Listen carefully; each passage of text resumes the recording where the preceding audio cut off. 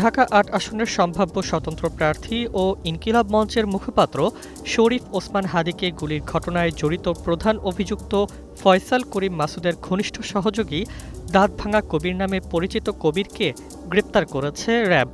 গত সোমবার রাতে ফতুল্লার বক্তাবলী এলাকা থেকে গ্রেপ্তার করা হয় তাকে, যা দেশজুড়ে নতুন চাঞ্চল্যের সৃষ্টি করেছে। নতুন এবং ফিরে আসা গ্রাহকদের জন্য নগদে চলছে ক্যাশব্যাক সহ প্রতিদিন হাজারো উপহার জেতার সুযোগ। হবে আশা আর ফেরা, সারপ্রাইজ সেরা।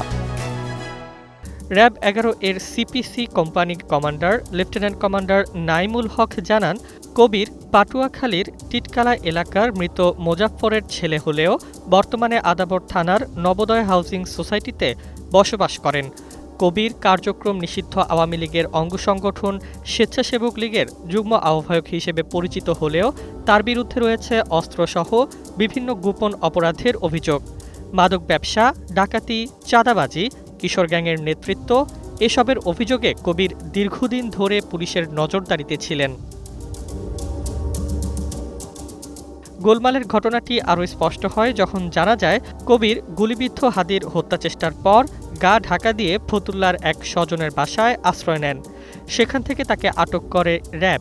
প্রাথমিক তদন্তে পাওয়া সিসিটিভি ফুটেজে দেখা যায় কবির ৪ ডিসেম্বর ইনকিলাব কালচারাল সেন্টারে ফয়সালের সঙ্গে বেশ কয়েকবার সাক্ষাৎ করেছেন।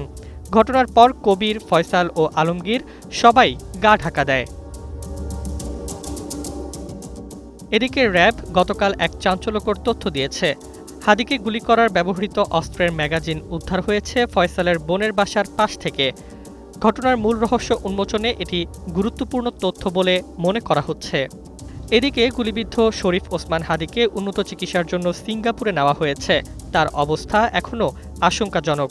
দেশের আইনশৃঙ্খলা রক্ষাকারী বাহিনী এই ঘটনার তদন্তে জোরদার কাজ করছে এবং অপরাধীদের দ্রুত শাস্তি নিশ্চিত করতে প্রতিশ্রুতিবদ্ধ।